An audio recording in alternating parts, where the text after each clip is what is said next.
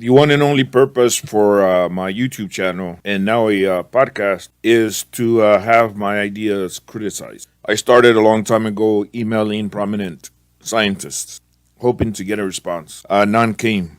After a while, my only remaining options were to either stay quiet about my ideas or start a YouTube channel. I didn't really expect a response to my emails or even my YouTube channel. Even a negative response would have been nice. In fact, in my opinion, there's no such thing as a negative response or negative criticism. Why put your ideas out there if it's not so that somebody will criticize them, will help you refine them? The idea that I would put my ideas out there and not have anybody criticize them is foreign to me. It's beyond my comprehension. So anyways, I guess today's video is going to be about criticism and how to take it.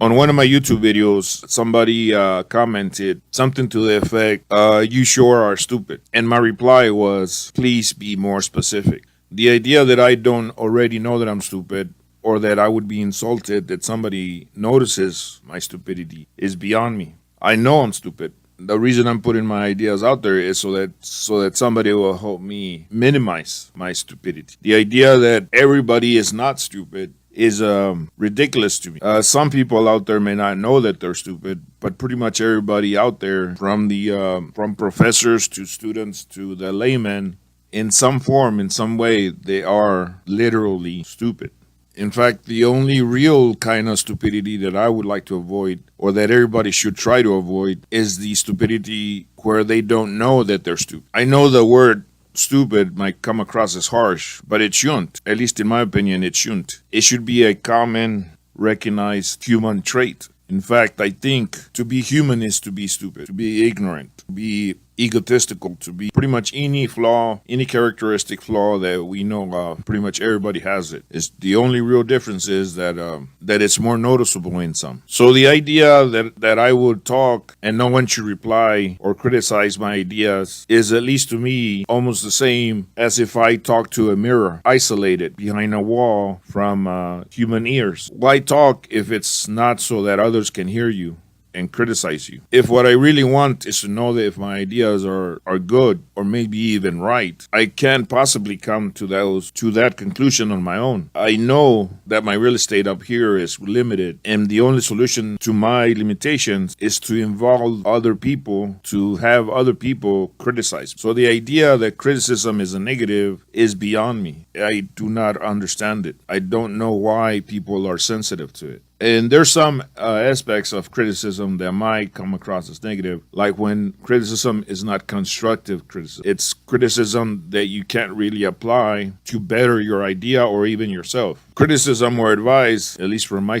perspective, everybody, no matter the age, no matter how intelligent they might be, everybody needs guidance. Without the guidance of others, we would be like a blind man lost in the wilderness, limited to our own intelligence, which which everybody should know will never suffice. I tell my kids, know thyself. What I mean is, be aware of your own shortcomings, because if you're aware of your own shortcomings, people cannot use them against you. People will have a harder time insulting you if you already agree with them. At the very least, it won't be a surprise to you something. When I was a kid, one of my cousins, slightly older than me, was mentally disabled.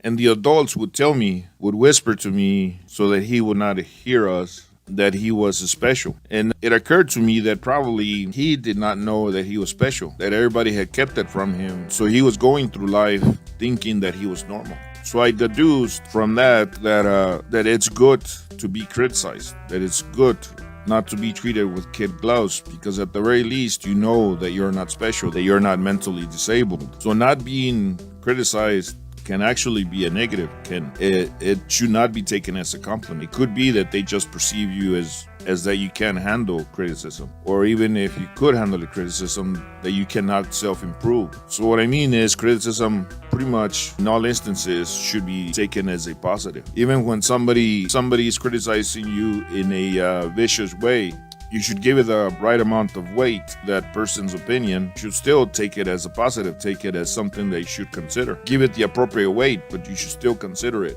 You should still do your best to take it as a positive, as a step in your own development of yourself or of your ideas. I guess that's it.